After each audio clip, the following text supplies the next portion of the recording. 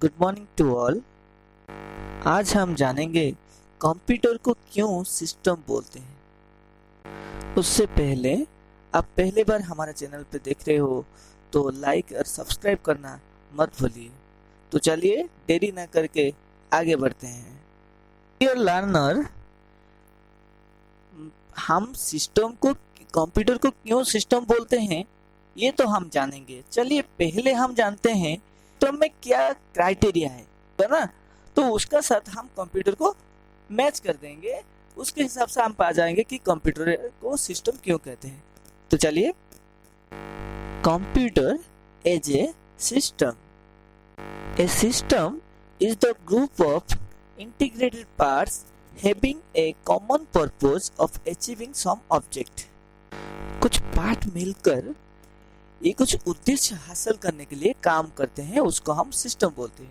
चलिए इसको इलेबोरेटली समझते हैं अगले पॉइंट में। देखिए, it has the following characteristic. ये कैरेक्टरिस्टिक रहने पर हम उसको सिस्टम बोलते हैं। चलिए, सिस्टम का ये कैरेक्टरिस्टिक रहना चाहिए। तो देखिए क्या क्या कैरेक्टरिस्टिक है, जान लीजिए। A system has more than one element, मतलब ये बोलता है कि वन एलिमेंट से ज्यादा होना चाहिए एक सिस्टम से। जैसे कि हमने बोले थे कि इंटीग्रेटेड पार्ट, मतलब ये एक पार्ट नहीं है, ये बहुत पार्ट मिलकर कुछ उद्देश्य हासिल करने के लिए काम करते हैं। ऐसे ही ये बोले कि one element, more than one element. Next, all the element of the system are related logically. जो भी कुछ काम हासिल करने के लिए जाएंगे सब मिलकर ही काम करना चाहिए और लॉजिकली वो रिलेटेड होना चाहिए। ऐसा नहीं है कि एक आदमी खुद ने जो इच्छा वो कर लिया। Next point, all system elements are controlled in a proper manner to achieve the system goal. जो सब एलिमेंट रहा है उसको कंट्रोल करने के लिए एक रहना चाहिए कि हेड के हिसाब से कंट्रोल करना चाहिए, जैसे कि प्रॉपर मैनर वे से होना चाहिए। चलिए ये सब तो हम जान लिए कि सिस्टम का ये सब कैरेक्टरिस्टिक होना चाहिए। चलिए हमारा कंप्यूटर के साथ इसको मिलाते हैं।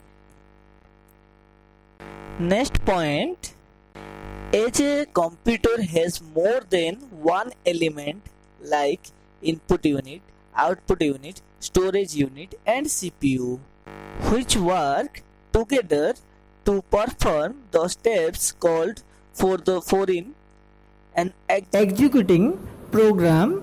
It is a system। देखिए पहला पॉइंट बोलता है कि हमारा कंप्यूटर के अंदर मोर देन वन एलिमेंट है। जैसे कि आपने देखा input unit, output unit, storage unit, CPU, और ये सब मिलकर ही काम करते हैं कुछ प्रोग्राम, कुछ गोल अचीव करने के लिए। इसको ही सिस्टम बोलते हैं। चलिए अगला पॉइंट हम डिस्कशन करते हैं। देखिए next point, input and output unit can not function until they accept signal from the central processing unit or CPU. Similarly, CPU or storage unit has no use in alone। ये point बोलता है कि जो हमारा related था, logically related था, इसी के ऊपर बेस है। देखिए इनपुट और आउटपुट डिवाइस जो है, जो यूनिट है, वो खुद नहीं काम करते हैं जब तक वो सीपीयू से सिग्नल नहीं पाते हैं। और ऐसा है कि सीपीयू और स्टोरेज यूनिट है वो भी खुद कुछ काम नहीं कर पाते हैं। Next point, all the components of computer are controlled in a proper manner to achieve the goal। जैसे कि सिस्टम में थर्ड पॉइंट था जो कि control in a proper manner. Computer के सब element, all element are control in a proper manner. जैसे कि डियर लर्नर, चलिए अभी शॉर्टकट में हम जानते हैं कि कंप्यूटर को क्यों सिस्टम बोलते हैं। देखिए पहला पॉइंट क्या बोला कि हमारा जो वन एलिमेंट से ज़्यादा होना चाहिए। हमारे कंप्यूटर के अंदर ज़्यादा एलिमेंट है, इनपुट है, इनपुट डिवाइस है, आउटपुट डिवाइस है, सीपीयू, स्टोरेज यूनिट है, सभी यूनिटी, और ये अलग अलग मोर देन वन है।